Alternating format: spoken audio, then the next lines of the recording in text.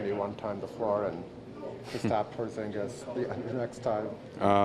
When you're a little kid, thinking about the NBA and making it, you're looking up to these guys like Carmelo and imagining yourself playing against them, and to be called on to guard them for the majority of the game and go against one of your idols. It's an amazing experience, and I had a lot of fun. He got you a few times in the first half. What makes him so difficult? I mean, he's a tremendous scorer. He knows how to use his body. He has an amazing post game, mid-range game. He uses his body to create space and shoot over you. He's a tough guard. You've had Russ, Kemba, and Melo this week, all such different players, such different covers. Is there one that stands out as sort of being the most difficult for you, or is it just sort of different things that go into it? It's just different, different schemes, different coverages that, the coaches are looking at and guarding them. I mean, they all have, one thing that they do great, that you're trying to take away from them. It's just different looks. They all have different styles of play, so I can't really pick out one thing that's different or hard. Do you prepare for these games by watching a lot of tape of these guys, or like when you're working with different guys each time? Yeah, I watch. I'm a student of the game. I watch a lot of film, especially guys that I look up to.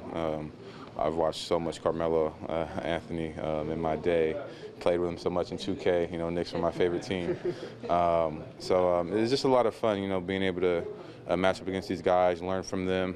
When you go back over film, watching, I'm not only looking at how I'm guarding them, I'm looking at what they're doing, and how they're creating space, so I can use that in my game. It's always something to learn, always something to get better from. Can he still surprise you after all that 2K? Yeah, of course. I mean, a player like him, he has a lot of tricks up his sleeve. I mean, he's a great scorer, a great player. Wasn't too much talking going on, but it was just a good battle.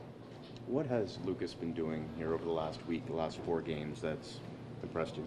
He's just been playing with confidence. He's believing in himself. He's staying to what the coaches want him to do. He's staying within himself and being that difference maker in our bigs. Running the floor, setting screens, rolling hard to the basket, using his length, his athleticism, talking on defense.